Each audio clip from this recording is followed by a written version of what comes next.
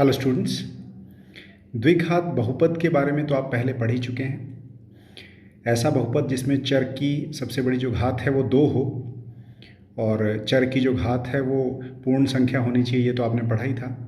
तो द्विघात बहुपद कुछ इस तरह का होगा, ax² + bx + c।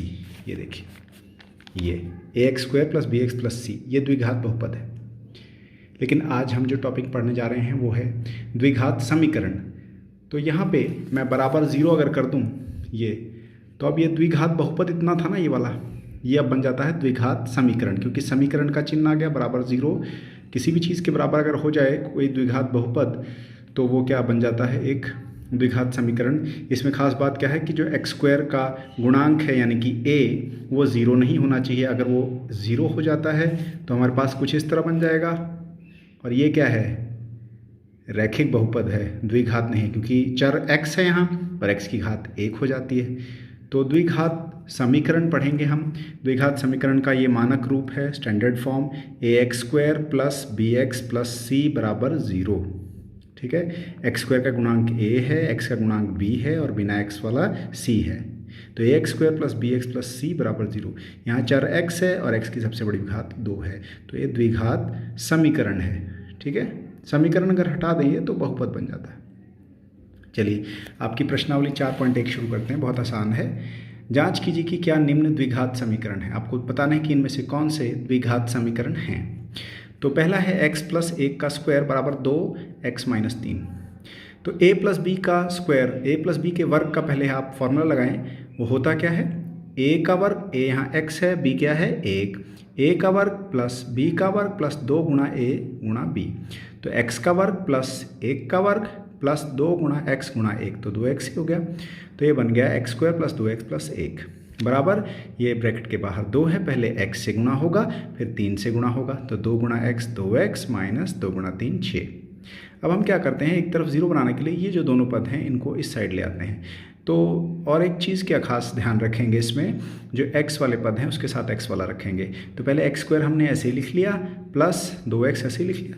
ये वाला 2x प्लस में था, इधर आया तो माइनस में हो गया। ये +1 ऐसे ही है और ये -6 इधर से आया तो ये +6 हो गया। 2x और 2x कट जाते हैं, 6 और 1 जुड़ के 7 हो गए, तो x² + 7 = 0।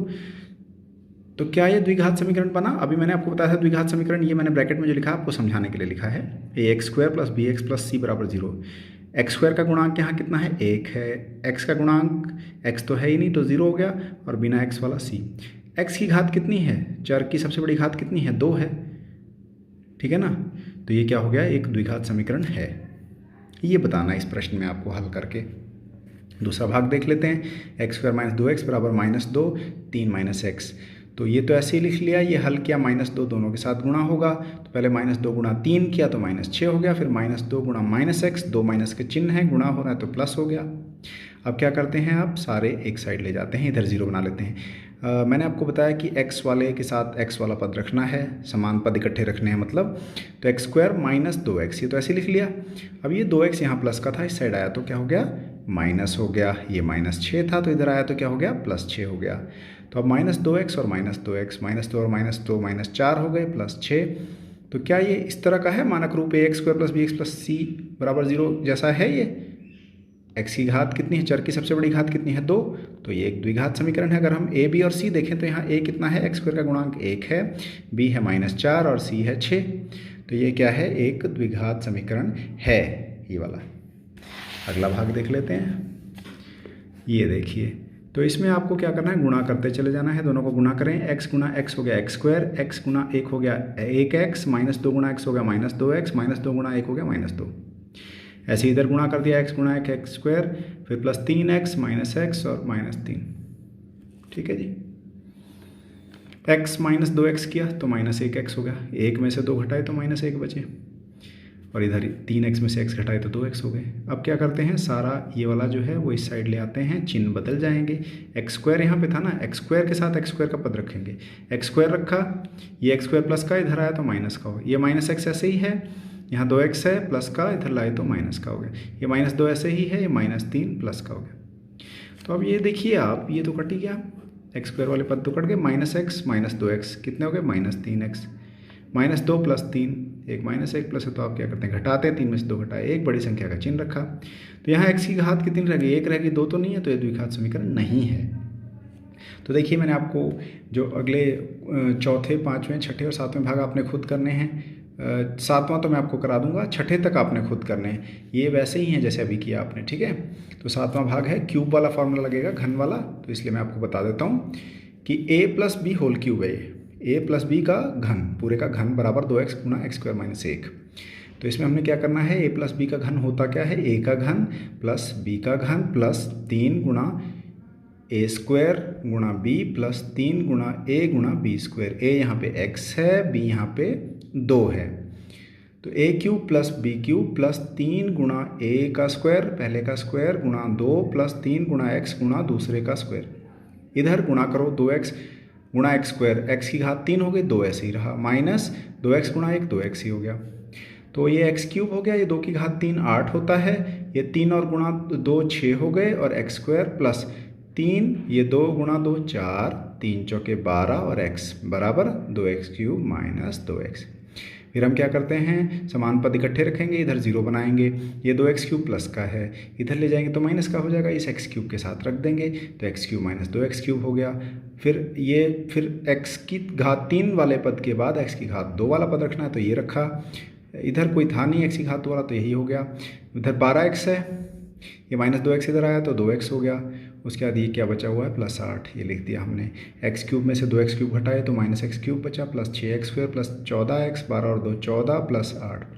तो यहाँ जो चर है x है, उसकी घात सबसे बड़ी 3 हो गई, तो ये द्विघात समीकरण तो नहीं है, क्योंकि द्विघात के लिए तो घात कितनी होनी चाहिए, 2 होनी चाहिए, ठीक है। तो आठवां भाग भी क्यूब के फॉर्मूले पर आधारित है, वो भी बता देता हूँ मैं आपको। ये तो ऐसे ही लिख लीजिए आप, यहाँ पे a माइनस बी का घन, a माइनस बी का घन क्या होता है, a का घन माइनस b का घन माइनस 3 गुणा a का वर्ग गुणा b प्लस 3 गुणा a गुणा b का वर्ग, यहाँ पे प्लस होता है, ठीक है।